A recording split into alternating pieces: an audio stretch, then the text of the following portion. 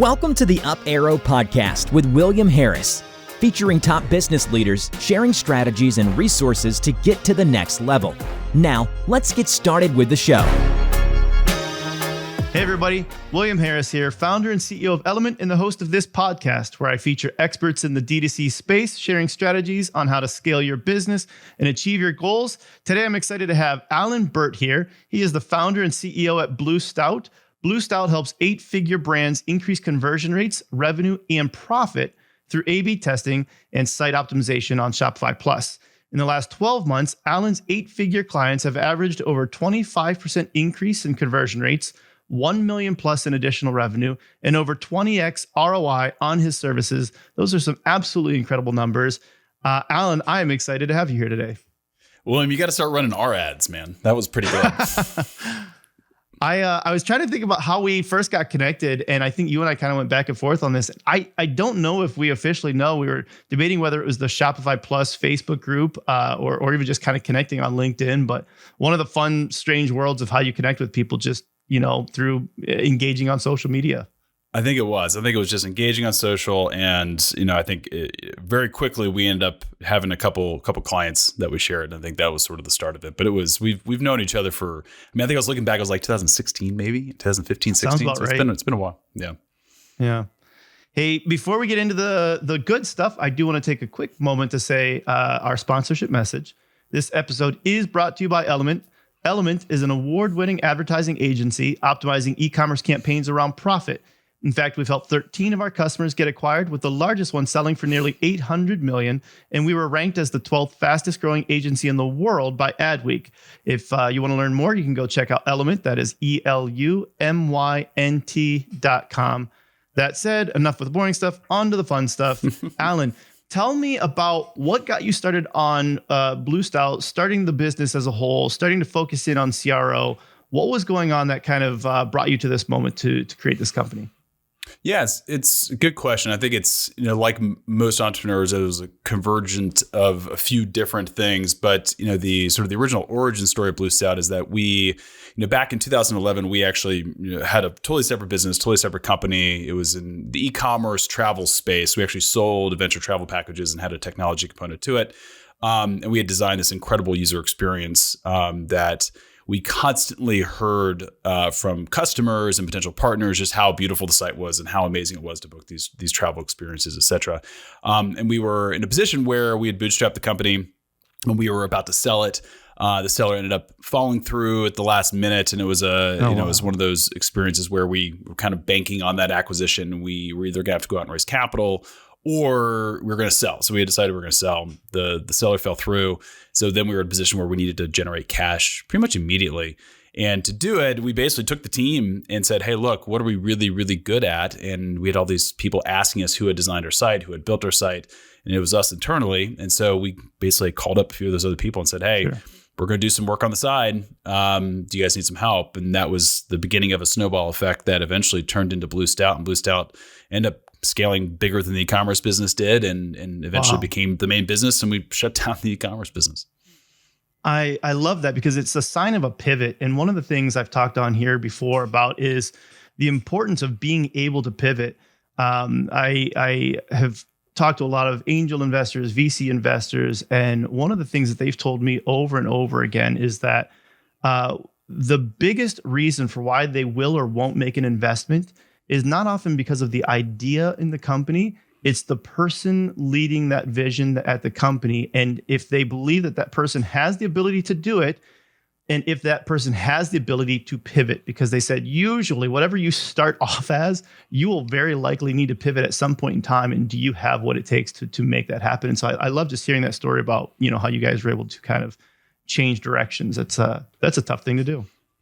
Yeah, it's, I think it's part of any business. You have to be willing to evolve, right? And so that was a pretty hard pivot, but I think over time we've continued to evolve. And so you talk about CRO and the focus on CRO, and we design we started the agency because we'd gotten all these accolades and sort of compliments on our design and usability and UX.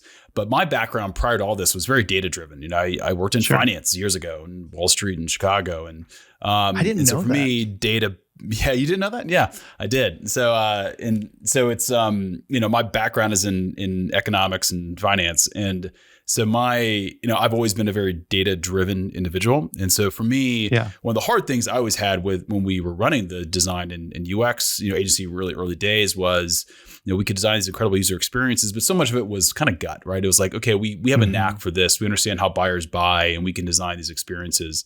Over time, it just became very clear to me that wasn't enough. And I wanted to merge a much more data-driven approach to design. And I think, a lot of brands think that it's sort of one or the other, right? It's either you can have a beautiful brand look and feel, or you have this ugly thing that's been optimized to convert no matter what.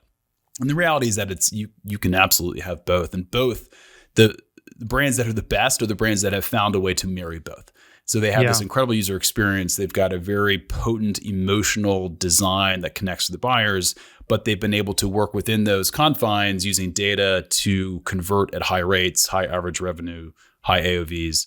And so over time, I just continue to sort of push the envelope to say that, yes, we're going to continue to develop beautiful design user experiences, but we want to make data-driven decisions as much as possible. And where we're at today is where data really is the tip of the spear. So all of our clients, all our projects, for the most part, have a CRO data-driven A/B testing component baked into what we do, and that's all then backed up by a very talented design team.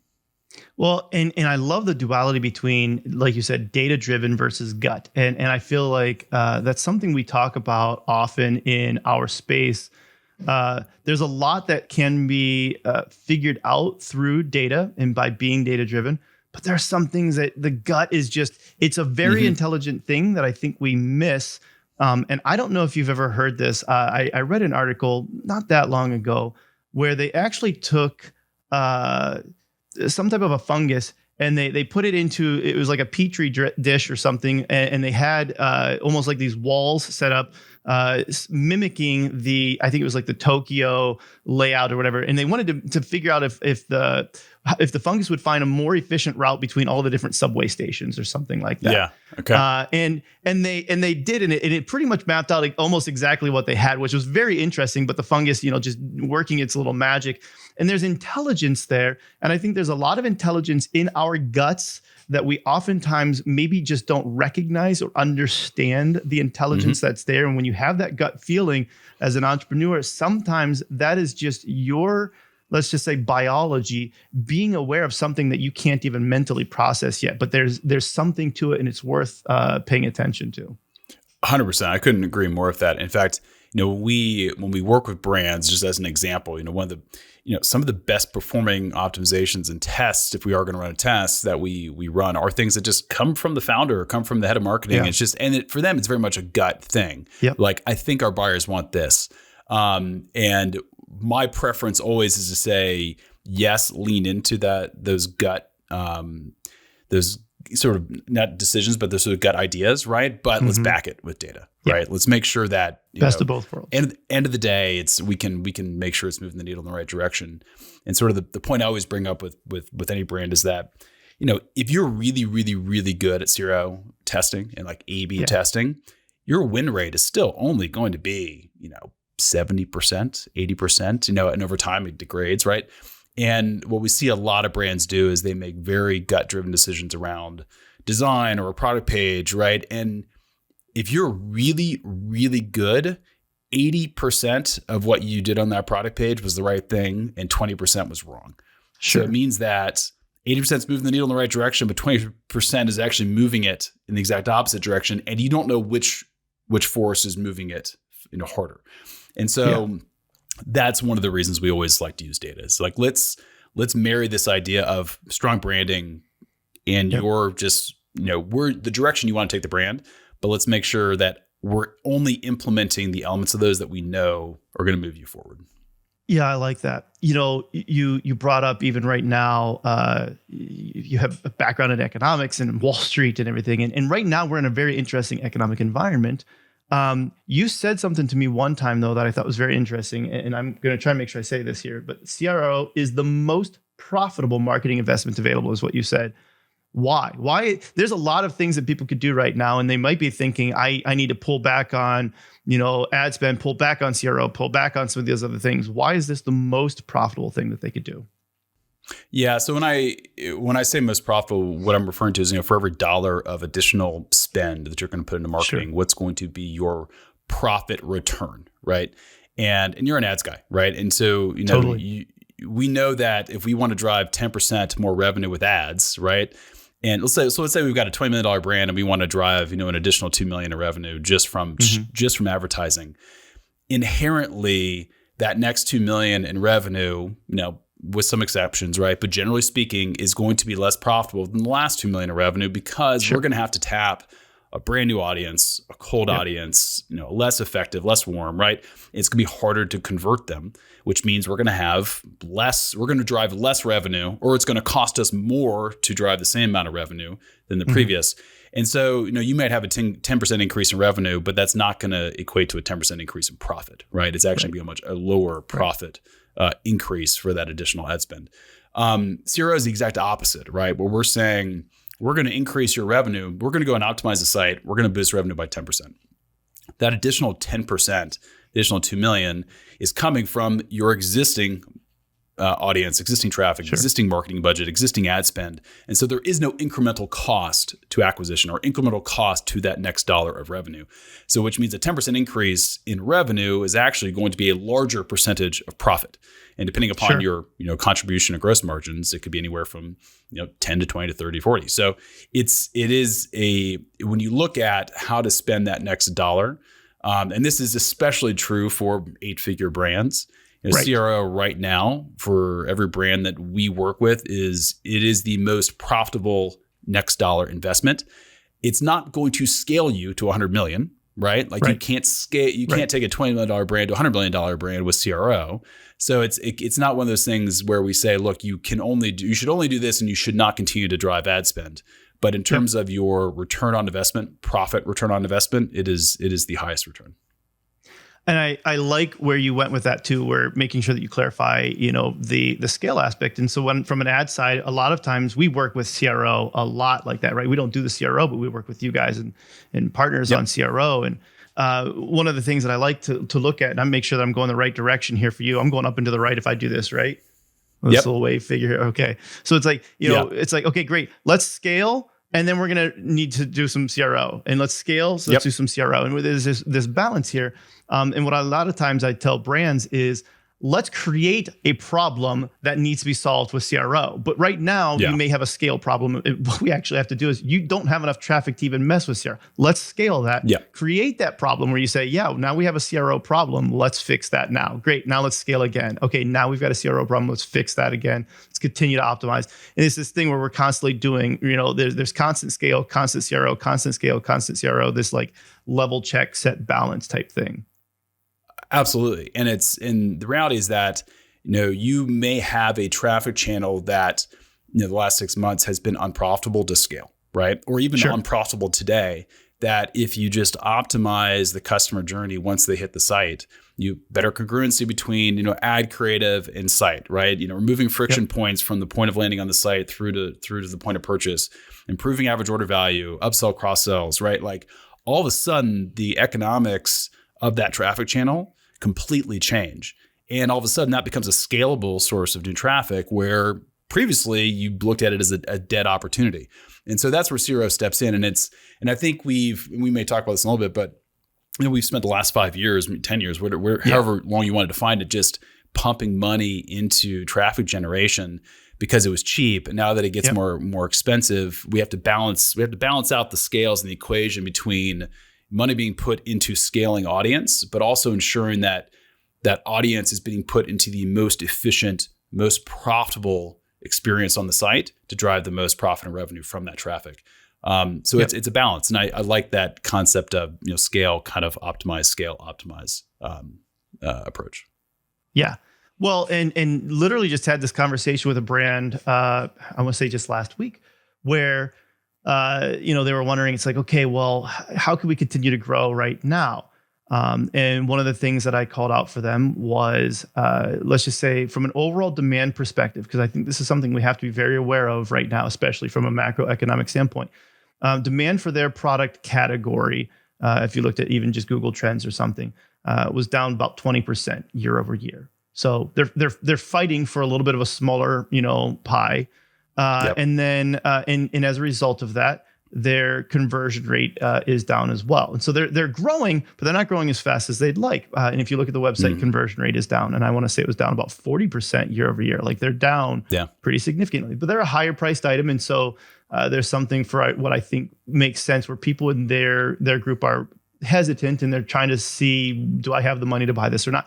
But when we looked at the advertising side of things, we were able to show that as a result of what we've been doing, we are driving, I want to say it was about, almost 50% more traffic, pretty significant more amount of traffic. We were able to drive 50% more engagement on their ads. Like there was all of the metrics that we could point to from an advertising standpoint where it's like, this is good. And that's where we basically said, like, this is the point in time when you haven't been doing the CRO. We've recommended this for a while. You absolutely need to start doing CRO, because without it, there is only so much that the advertising can do. We can run ads that get better engagement. Again, significantly better engagement. Run ads that are doing a better job of driving people to your website. Like we've done those things now, but now there's a point where you have to figure out how to convert people that are maybe slower to convert because of economic factors. This is the CRO thing. And I think that's exactly why you were just saying, this is the time. You had the opportunity to drive cheaper traffic before.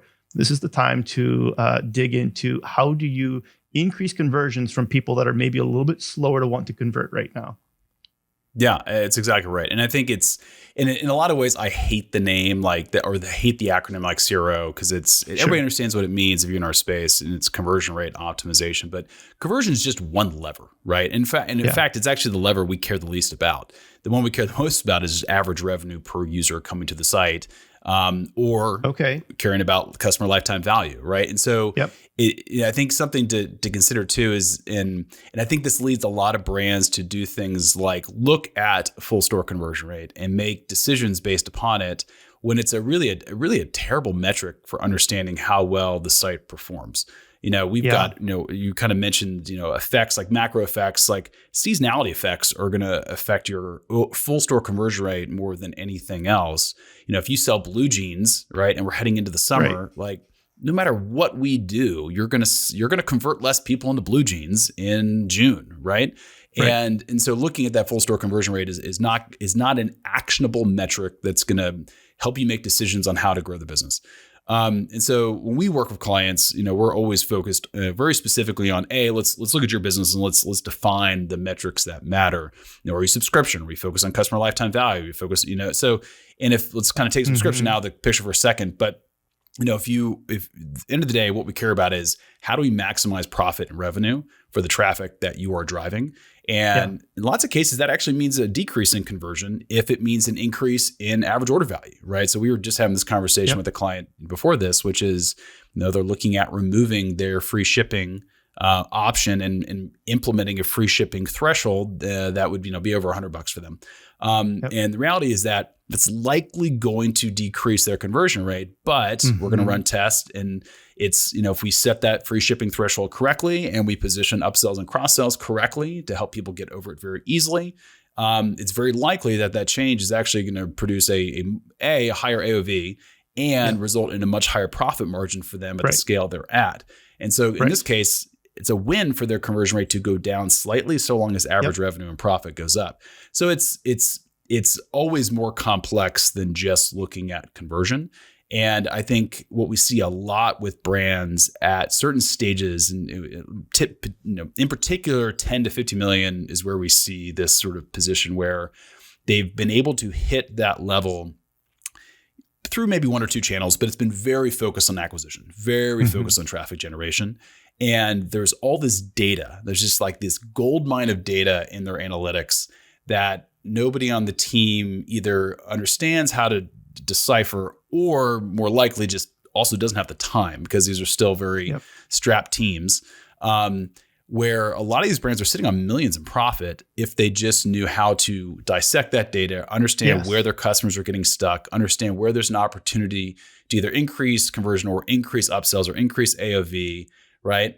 But most of them just don't have the time or the experience to know how to do it right now. Well, and I think that's where sometimes people get frustrated. And I've heard people say that they're frustrated here. Oh, we did that. And, people say that it's going to take 1 out of every 10 tests are going to be successful. And, 10 tests takes us 10 months. And, or I've got a guy on the team that ran all these tests. And I think a big part of this comes down to working with a team that knows what tests to run. So you're not testing the wrong things like, hey, we changed the button color. Fine. That's not really that effective of a test. What are some bigger tests, to your point, where it's like we might actually decrease conversion rate a little bit if you're looking at site-wide conversion rate, but it's going to increase your profitability. That's a test that a lot of people may not be willing to run or even know how to begin setting it up and testing it and validating whether or not they've decreased the conversion rate too much to where it offsets the gain in profitability. And so that's where I think the value is in working with a team that understands that. But let's just say moving beyond that, then what are a couple of other tests like that you'd say, these are tests that I see people missing out on that are oftentimes some of the low-hanging fruit? Yeah. So the way that I always like to describe this is brands always want to do big things, right? They're always like, hey, we want a brand new product page. We want a brand new homepage. We want to totally redo our navigations, right? Because they think that it's these massive changes that are going to produce the biggest results. And in some cases they do, right? The reality, though, is that for most brands, it's more boring than that. It's compounding 3 to 4 small wins a month over month over month over month over month. Kind of like in the way that, this goes back to just like my finance brain, but it's like compounding interest, right? Like you tell somebody that, they save $100 a month for, 50 years, right? They're like, they can't understand the level of compounding that's going to produce. And it's the exact same thing. So when you run CRO, the gains get bigger over time because you compound them on top of each other, just like compounding interest. So, 3 months of CRO is not reflective of what 3 months of CRO results times 4 doesn't equal the same that you would get from 12 months of CRO results, if that makes sense. Yeah. So when we so first off, what we're always looking for when we talk to brands is we want to compound wins fast.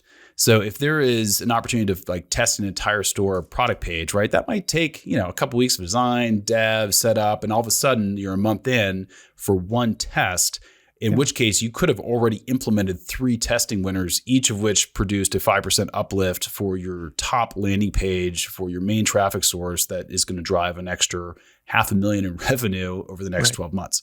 And so our goal is always to have that conversation up front and go like, look, these look like very small tests, but it's because the data we have that, we run hundreds of tests, right? So we have this database of what we know works. And so we can come in and look at your analytics. We can understand your customer base. We can understand your product, the industry you operate in, and we can look at what we've seen be successful in the past. And we can, with a pretty high level of confidence, say of these 4 tests, pretty positive 3 are going to win. We don't know how much, but that's definitely going to be a better use of your time and investment over the next month than redesigning an entire page and just hoping it converts a little bit better. So first piece is where we see people make big mistakes is they try to make these massive changes without just compounding a bunch of small wins first. So that's sort of the big piece. The second piece we see is that for brands that have tried to do A/B testing in-house is that there is no methodology to it. It basically comes down to the team brainstorming and coming up with a whole bunch of different ideas, or the founder just has a bunch of things that they want to test because they saw it on a bunch of different sites. And so people just run tests. But there is no methodology around who those tests are meant to impact or how we're positioning those tests on the site to leverage the most revenue increase. Meaning, when we look at sites, you can look at, okay, what are the top 3 traffic channels? Where are those channels being directed? How are those customers moving their way through the site? We want to very specifically focus our initial tests on where can we have the biggest impact? And the biggest impact is always going to occur on the pathways with the most traffic, right? And pathways with the most traffic that we see underperforming, right? And so a lot of times, we'll run a test and maybe it only produces like a 2% uplift in conversion, which is a very small uplift. But if that is the number one traffic source and we're testing it on the landing page of your top traffic source, that produces a 6-figure plus, multi-6-figure result over the next 12 months. And you compound 3 of those on top of each other, and all of a sudden that's a heck of a lot of profit. So it's also understanding where to apply the test, right? And that requires, not just coming up with a list of hypotheses, but it's looking at the data, understand where the highest leverage points are first. Yeah. And then I think the biggest piece we see is just a lack of understanding of kind of consumer buyer patterns and consumer psychology. And the best tests are always rooted in understanding how your buyer buys. And we'll have brands that are very emotional customers, right? So there's things like, and I'm speaking very generally, but like look at things like, fashion brands, fast fashion brands, things like that. A lot of those are very impulse, emotional driven decisions versus maybe if it's like a food product or if it's like, like gym equipment is an example, right? Like for some reason, like gym equipment buyers are like spreadsheet buyers. These guys are like, well, I'm going to compare all 5 different products against each other, price points, weight, durability, how it's going to fit my gym, right? And so that type of buyer needs to be presented with very different information at the point of purchase than somebody who's mainly being driven from an emotional decision. All decisions are emotional, but depending on the product and the industry, there's different levels of emotional decision making. And so again, you want your test to be rooted in how your buyer buys and presenting the right information that's going to move them forward of purchase. So that's sort of the third big issue we see is that a lot of brands that test don't really think through the buyer psychology to understand how their buyers buy and then prioritize tests accordingly. You talked about how there's power in these incremental wins with that, right? And it reminds me a lot of going back to Wall Street, financially speaking. I think there's something to be said for entrepreneurs where we want sometimes those big giant tests where you're like, we're going to scrap the whole website and start over, because that's what makes, to a point, that's what an entrepreneur is. It's somebody who says, this is a dumb idea really for me to go and pursue this right now, because this is an absolutely massive undertaking. If I fully understood what I was getting myself into, I probably just wouldn't do it. But I'm going to go ahead and do it anyways, right? Like that is kind of an entrepreneur mindset a little bit. And I would say that I'm an entrepreneur, right? So I'm throwing myself under the bus with that. But when you look at, let's even say investing, it's very easy. I think the general public, myself included, we like trying to say like, figure out how we're going to pick the right stock or the right cryptocurrency that's going to take off and go to the moon. And we're like, I'm going to pick this and I'm going to pick this. And when you do take these big giant swings, you end up missing out on just like this really good sustainable growth. And that's where, things like, ETFs or whatever, and other just basic investing strategies of dollar cost averaging, things like that. There's so much that can go into significant growth where you say, how about you just go ahead and go with the 8% this year and the 8% next year that compounds and compounds and compounds. And you're saying, hey, how about we get this 2%? Let's compound that with another 2%. Let's compound that with 5%. Let's compound that with 10%, right? You get all of these things adding up and it makes a lot of sense versus trying to go for this massive big win. Yeah. And I think a lot of it depends on the stage of the business, right? And the analogy I always use with clients and brands, whether or not it's a good one or not, but it's, Formula One's super popular, right? And so I always think of your site as an analogy of like, it's an F1 car. And there's absolutely a time in the evolution of an F1 car where you have to tweak the aerodynamics, right? They're fine-tuning the engine. Like every little dial is what's going to be the difference between, 6th place and 5th place and 4th place, first place. But you don't even get on the grid if you're missing the back 2 tires, right? Sure. And there's different, and some brands are at that stage where, like really early in their life cycle, early in the evolution, or if they're on like an ancient platform, right? If, the brand's on, they've got a 5-year-old site of Magento, right? Like lots of times those full site redesign efforts, like they're absolutely required to get on the grid, right? But once you're on the grid and you're in the right car, then you don't need to reboot the car every single year. You just need to fine tune the aerodynamics and continue to improve, right? And that's where CRO comes into play. And so, and most brands that have made it to that 8-figure level, assuming they were on the right platform, like Shopify, not all of them, right? Because we do a lot of redesigns for those types of brands too. But the overwhelming majority are probably better off with compounding incremental gains with their existing site. And then if they do want to do redesign efforts, doing them based upon the learnings of those CRO tests. So as a great example, when we've got an 8-figure fashion brand that we work with, that we started working with them. We did nothing but incremental CRO testing over the course of 6 months, and we learned an incredible amount about their buyer. And based upon those CRO wins, we compounded a bunch of wins for them over 6 months. That then led the strategy for how to redesign their homepage, how to redesign their product page. And then those homepage and product page launches both produced 20% uplifts in conversion after all the CRO wins compounded. So it's one of those where when you relaunch a page without data, you're kind of just guessing, right? And if you're really good, 80% of your guess is right, 20% is wrong, and the 20% moves you in the wrong direction. And so you're better off starting with data, incremental gains, and then once you have enough data to make that decision of what a redesign should look like, then redesigning. We see this in advertising too. So oftentimes a brand may want to come out with this, $400,000 ad, and I'm exaggerating, but I'm not. There are some ads that are in that level, right?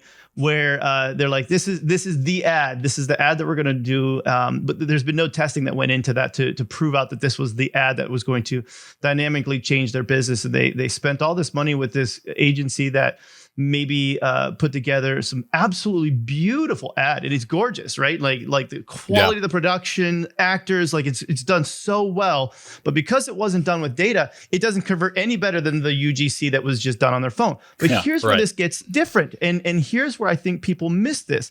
UGC is still just a stepping stone to some of the highest converting ads though. And let's just even say, I'll throw out the Harmon Brothers. They make some absolutely beautiful ads. And some of the ads that they have there that we are all familiar with, let's just say the one from the Dollar Shave Club, right? Or the Squatty Potty. Like these are some iconic ads that people shared out. So they got virality from that as well. But these were some really, really good ads. In those cases though, there's data that went into proving out that this is what needs to happen. And so on the ad side, one of the things that we'll do is let's run a bunch of copy tests and to see what people are resonating with now. Great. Let's run a bunch of different, vision tests. Let's, from these types of ad creatives or whatever that might be, like from these types of UGC or people doing these things, saying these things, this type of person, this type of object, whatever that might be. Now you can take all that data and put that into something where you say, great, now let's make this really good high production piece that is, perfectly dialed in. And now it actually converts. The problem wasn't the production value. The problem was that you didn't have that research, those micro improvements that went into it. And if I can continue on that for one more second more, there's a book by Neville Medhora that I absolutely love. And I believe it's called This Book Will Help You Write Better or something like that. And I'll link to it. You know which one I'm thinking of probably, right? I'm familiar it's a short with it, book. It's like 20 pages long. And one of the things that I love is, especially the people who say, oh, the copy doesn't make that big of a difference or whatever. It's like, man, it is so powerful. He has the one part of the book where he's like, okay, imagine you've got 2 letters, same piece of paper, same pen, same envelope, same stamp, right? And on the one, you write a letter to your mom and you say, Mom, I hate you. You've ruined my life, blah, blah, blah, blah, blah. You go through all this stuff. It's like, P.S. I also hate Dad. And you put that one in the mail and send it out. And the other letter, you say, Mom, I love you. You have made my life, absolutely amazing. Everything you do is wonderful. And I can't wait to see you, love your son, William, whatever. And you send them both. It's that the medium is the same, right? Let's say the ad creative is the same. The only thing different are the words, and both are going to get a very visceral, emotional reaction from that, and it's literally just the words. And so I think that sometimes we downplay those micro things that you can test out along the way.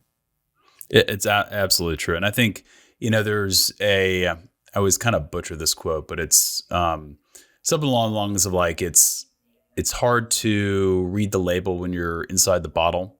And this is sort of a quote that was, I want to say it came from like Pepsi or Coke, but the concept was like, you can't, when you're sitting inside the organization, right, and you're kind of in the weeds, it's hard to view your brand in the way that other people perceive it, right? Yeah. And so a lot of the times, like, and this kind of goes to this back to the site is, we talk to founders, talk to teams that have been running these businesses for years, and at the end of the day, they still struggle with understanding with how consumers actually perceive their brand and their business because they're in the weeds all day long, right?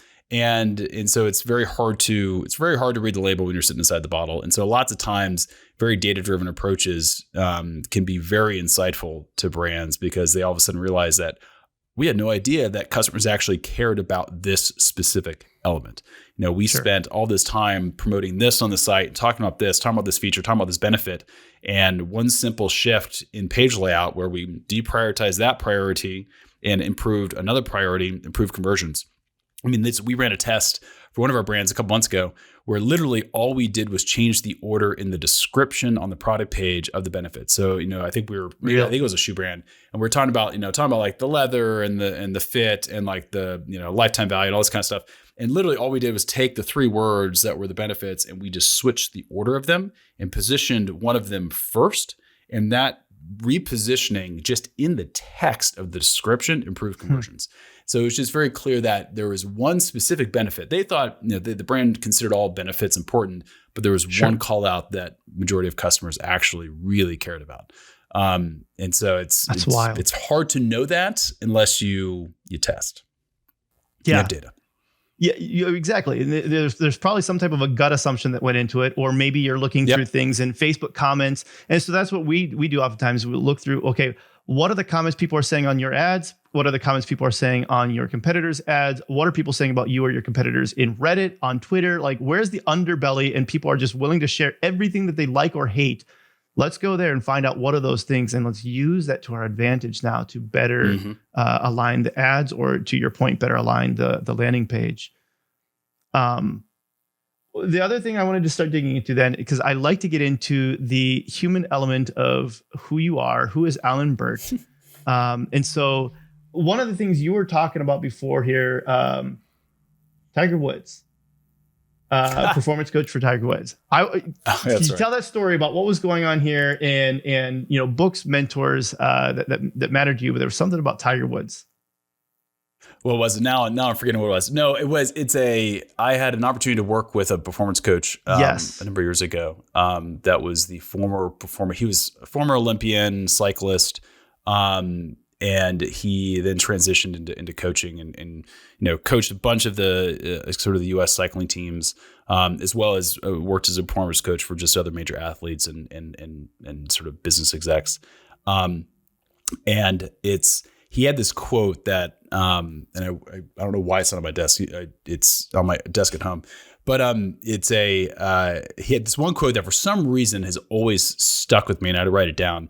And I think as entrepreneurs, we kind of get caught up in kind of to your point of this idea of like, you want to make big moves. And I think people sort of assume that in order to move the ball forward, like it's all these sort of big jumps as opposed to just compounding things consistently over time. And so the quote that he had is that end of the day, like if you look at any majorly successful athlete, or business exec, et cetera, success always comes down to, the way he described it was marrying an indomitable will with a blue collar work ethic. And I think he actually said it the opposite way. I think he was like, you have to marry a blue collar work ethic with an indomitable will. And that's it. It just means showing up every single day, right? With a indomitable will towards the direction you're going, but it requires a blue collar work ethic. And for some reason that just always stuck with me as really just end of the day, like, yeah, sometimes it's lucky and everybody does get lucky every now and then, but the rest of the time it just comes down to a blue collar work ethic married with an indomitable will. Yeah. And let's even say throw in a little bit of dash of good luck as well, because right time, wrong time, a lot of that still plays in, but you got to, put all of that together. That is a really good quote. And I don't know that I've heard that before, but I like that. What else? When you think about your daily routine, are you somebody who you seem like you're somebody who's very, let's just say, you've got your things figured out in your systems and your processes. Are you that way in your personal life as well? No, not in a boring thing, right? Like this is a good thing. You're just like, hey, this is how we're going to approach growth, and we're going to approach it from this incremental standpoint. Are you the same way in your personal life, where you're looking at like incremental growth in your personal life? Yeah, I tend to be very regiment for the most part. which recently I've actually started to question like whether or not that's actually a good thing, which we can talk about if you want to. But yeah, I tend to be very regimented. Like I thrive in routine. I'm one of those kind of guys where it's like, like vacation is great and I love vacations, but it's almost like sometimes vacation can be stressful because it's a change of the routine, right? And so I'm one of those kind of guys. So it's like for me, it's like, morning routines, like I wake up the exact same time every day. Like I make coffee the exact same way every single day. I work out every single day, right? Like it's in time increments. Like I take my son to school every single day. I come to work. Like the first thing I do every day is this, right? Like I leave work at the same time every single day. Like it is absolutely a routine. And for me, what that does is it removes all the other kind of micro decisions of like what I have to do. So I don't have to decide whether I'm going to work out. I don't have to decide what I'm having for breakfast. I don't decide what I have to have for lunch because I actually eat the same thing for lunch every single day during the week. And so it's like those things are removed, and that actually helps kind of lower my anxiety and stress levels to then focus on the other decisions that I have to make without having to worry about all those micro decisions. So for me, that works. And I found that for me, that's how I can thrive. I think recently I've been beginning to question that because I think that level of rigidity makes it harder to adapt when things change very quickly. So I think there's a part of me that wants to try to put myself in more positions or change that routine or be able to thrive without routine because I think adaptability is very important. But for me, I'm definitely a routine person. Well, both are important. And let's just say from a neuroplasticity perspective, people say brush your hands or brush your teeth left-handed or something like that, right? Like change your morning routine, do it backwards. Actually, my handwriting is terrible. I've always had terrible handwriting. Same, I'm awful. So a long time ago, I was a nurse, and I don't know if people know that name who's listening. And I actually was a nurse back when we did paper charting before we did the computer charting. And so terrible handwriting, and they actually made me at one point in time switch to writing with my left hand because I had to slow down. I always try to write, and I think my handwriting is so terrible because I try to write as fast as I'm thinking, or as fast as you speak. And so they were like, by making me write left-handed, I had to slow down. There was no way that I could write fast. And I actually got really good at writing left-handed as a result of that. But just that idea of neuroplasticity and changing things up a little bit, which is good for the routine. But I have to go back and ask you now, because you called out two things. One, you said you make your coffee the same way every day, and you eat the same thing every day.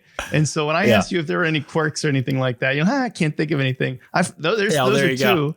And so I want to know, like, how do you make your coffee and what do you eat every single day for lunch? Oh, man. Okay. I don't think I've ever talked about this. So there's so first off, I'm a coffee nerd. I just like coffee. I like good coffee. And so I wake up early. So I wake up between 4:30 and 5 every morning because I have kids. And once the kids get up, it's like kid routine, and then it's school, and then it's work. And so like if I want to work out, between 5 and 6 a.m. is my only time to do it. So it requires me to wake up early, and I require coffee. Like I can't do anything else. Have coffee. And so I do like a pour over coffee every single morning. So I wake up, like beans are in the grinder. I've got one of those fellow kettles. Have you seen these things where you can turn them on and they heat up and it's perfect temperature? And so it's like, I've got an exact process. Like I weigh out the beans. I know exactly how many grams. I know exactly how much water. Like I wake up in the morning, it's like press the grinder. It's exactly 45 grams of beans. I put the Chemex on the scale, and it's exactly 550 grams of water, and it's a process. So it's the exact same way every single morning. And so and I'm doing it half asleep at this point. So it's like it's always the exact same like muscle memory like technique. So that's what I mean when I make it the same way. And so that way it also means it tastes exactly the same way, which means it's always good. And then for lunch, I basically have the equivalent of like a meat wrap is essentially what it is. So I try to get a certain amount of protein in my diet every single day. Sure. And like dinners, and when you're like, if people are in town, friends are in town, or, like my cousin's in town tonight. And so we're going out. And so I can't always control what I do for dinner. So I control how much like protein I get in breakfast and lunch. And I keep that basically the majority of the protein I need every day. And so I just eat the same thing every single day to ensure that no matter what happens in the evening, I'm always getting what I need by lunch. And so like breakfast is a shake, and then lunch is basically like a big turkey wrap that I make every morning. I love it. So that's those are 2 quirks. No, and those are good. Like, well, there's something to be said for the routine of like you were saying, where it eliminates the need to think about some other things then as well. And I think oftentimes, even within art, this is very true too, where you need to almost have like the rules down before you could break them. So there's something to be said for how can you make sure that you've got the routine figured out and you've got the basics of things taken care of. And then you can use that to bend and break where you need to be the most impactful. Exactly. And that's, to go on the food thing, like that's what I do. So it's like, tonight, if I want to go out on a pizza and beer, it's like, it's totally fine. It's not going to impact it's not going to impact the other kind of goals I have, in terms of like, getting in shape and things like that, because I've already kind of set the floor by having the same thing for breakfast and lunch. Yep. Getting close to the end of our time here. And so I want to make sure that I do the fun, silly game. I think I talked to you about this before.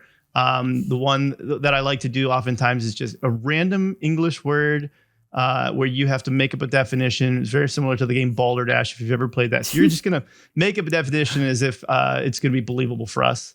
So the word is Erinaceous, and it is spelled Erinaceous.